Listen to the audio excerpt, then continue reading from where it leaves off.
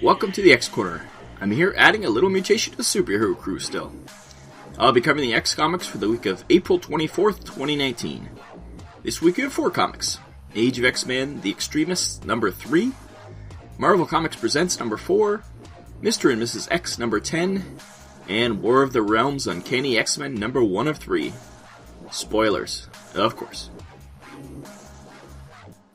We'll start with Age of X-Men, The X-tremists, number 3, written by Lee Williams, art by Georges Jeanty. When we last left Blob, Psylocke looked like she was about to make his dreams come true, but she leaves him a little stunned and unfulfilled. They try to go about business, acting like nothing has happened between them. The husband of the pregnant lady in the basement is brought in to be mind-wiped by Psylocke. Minetta, though, scans him later and Psylocke didn't wipe his mind. She accuses Psylocke of being in the Resistance, which Blob says doesn't exist.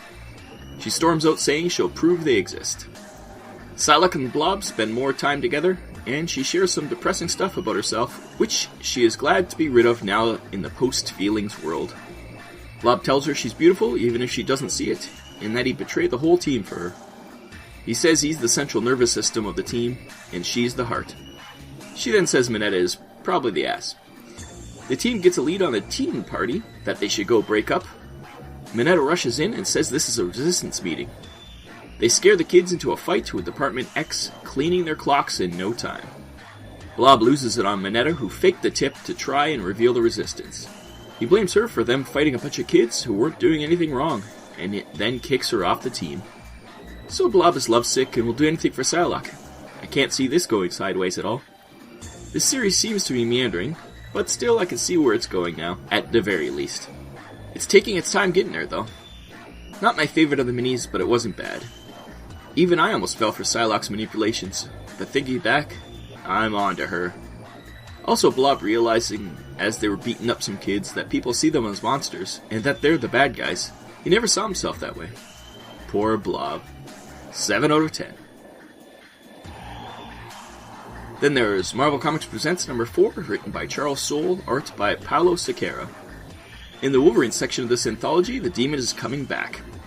Sylvie is now married with kids and rushes off to get Logan to fight the Demon. Logan is drinking at a bar as he does, but is now used to the 10-year mission. They teleport to Bangladesh, where a monsoon is happening. The Demon has once again tried to trap them. This time there's a choice. Save a village about to be destroyed by a tidal wave, or fight the Demon. The two split up. Sylvia has been preparing, and she thinks she could take the Demon on her own, so she teleports Logan to clear the roads of fallen trees to allow the villagers to escape.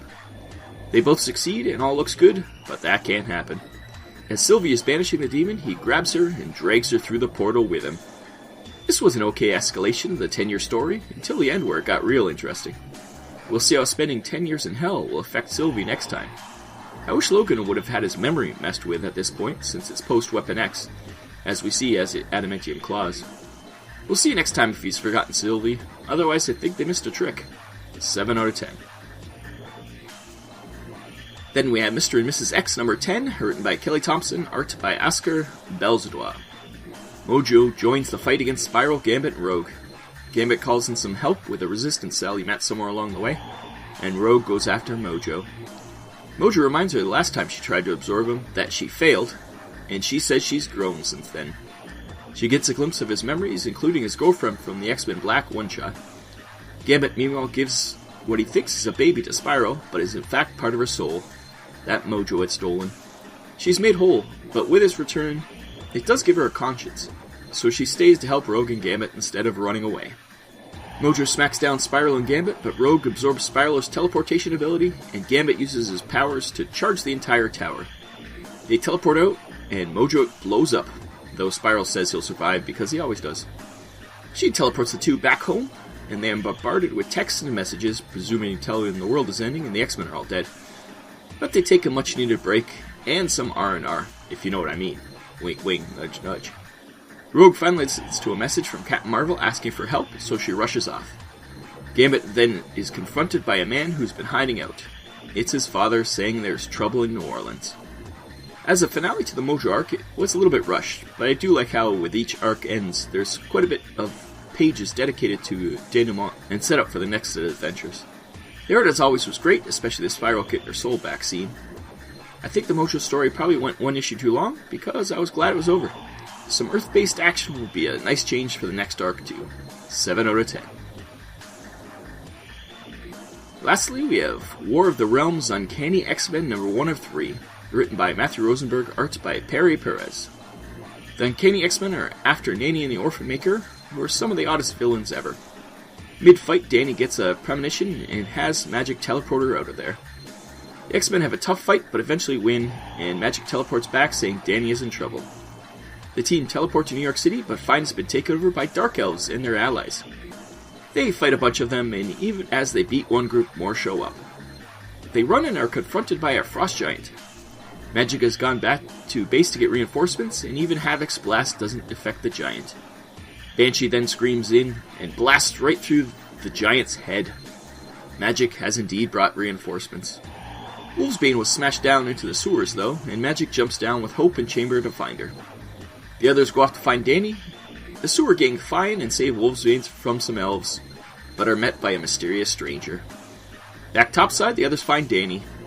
She was summoned as a Valkyrie to fight, but arrived too late. They find all the other Valkyries dead. I was afraid I'd hate this miniseries, but when I saw it was Rosenberg with art by Perez, I was reassured. It is in fact a continuation of the Uncanny story, taking place between issues 15 and 16 of the regular book. They really should have said that somewhere though. This issue fixes a big issue I had with Uncanny 16. Why Hope was allowed on the team without even a mention that she shot Cyclops' eye out. Well, we get here a scene between Cyclops and Hope. It isn't much, but Cyclops was surprised that Magic brought her since she's technically their prisoner, but they needed all the help they could get, was Magic's thought. So Cyclops confronts her, and she acts like a bratty teen, pretty much saying, "You're not the boss of me, Grandpop," and jumps down a hole. I know it's not much, but I appreciate it. So this issue was mostly the X-Men fighting and running from elves, but it looked good. It was good setup with the X-Men not knowing what they were getting into, so hopefully they're a little bit more effective in the next 2 issues. 7.5 out of 10. So that was a pretty okay week. No huge standouts, but no brain melters either. Major X number 3 next week, so much for the average week. We'll see if I survive. See ya there.